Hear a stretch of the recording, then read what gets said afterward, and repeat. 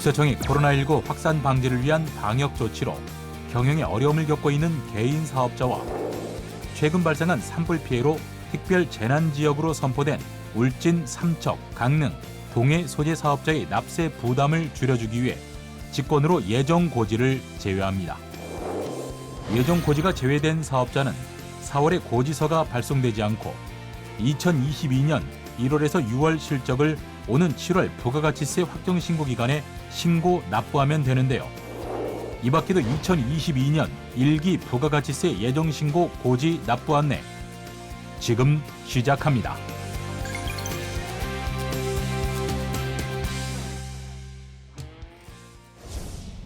부가가치세 과세 사업을 영위하는 법인 사업자는 2022년 1월 1일부터 3월 31일까지의 사업 실적에 대한 부가가치세를 오는 4월 25일까지 신고 납부해야 하는데요.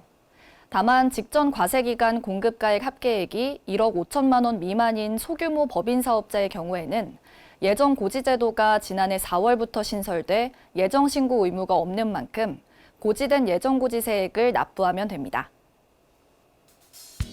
따라서 예정 고지 대상인 개인 일반 과세자와 소규모 법인 사업자는 직전 과세기간 납부세액의 2분의 1에 해당하는 세액을 납부하면 되는데요.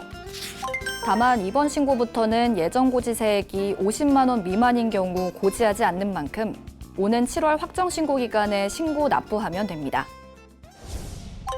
국세청은 코로나19 확산 방지를 위한 방역 조치로 경영에 어려움을 겪고 있는 개인 사업자와 최근 발생한 산불 피해로 특별 재난지역으로 선포된 울진, 삼척, 강릉, 동해 소재 사업자의 납세 부담을 줄여주기 위해 직권으로 예정고지를 제외하는데요.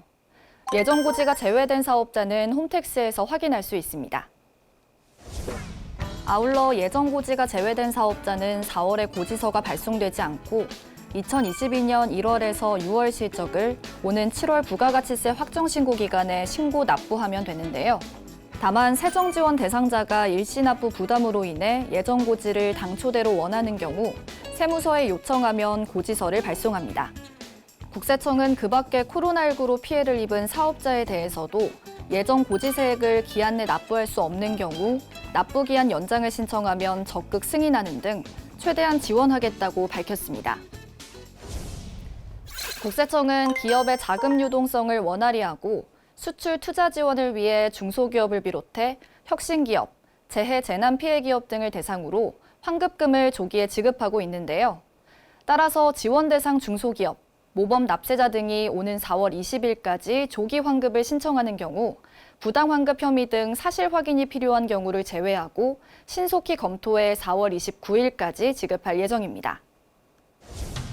이 밖에도 국세청은 재해, 구조조정, 급격한 매출 감소 등으로 경영상 어려움을 겪고 있는 사업자에 대해서도 신청에 따라 납부 기한을 연장하는 등 최대한 지원하겠다고 밝혔는데요. 납기 연장 등 세정 지원이 필요한 사업자는 세무서 방문 없이 홈택스에서 신청하거나 우편으로 신청하시기 바랍니다.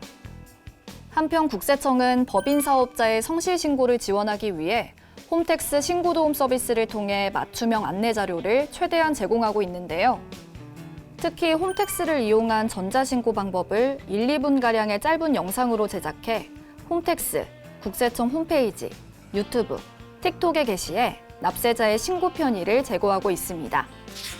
또 신용카드 매출 자료 조회 화면에서 제로페이 매출, 판매 결제 대행 매출이 추가로 조회되도록 개선하고 사업용 신용카드 공제 대상 금액을 공급과액과 세액으로 구분 기재해 납세자가 자료 조회 시 공제받을 매입세액을 바로 확인할 수 있도록 개선했습니다. 국세청은 사업자가 성실 신고할 수 있도록 실질적으로 도움이 되는 자료를 신고 전에 최대한 제공하는 한편 신고 후에는 신고 도움 자료 반영 여부를 정밀 분석해 불성실 신고자에 대해서는 매년 신고 내용 확인을 실시할 예정인데요. 특히 신고 내용 확인과 세무조사의 연계를 강화해 탈루 혐의가 큰 사업자는 조사 대상자로 선정해 철저히 검증할 방침이니까요.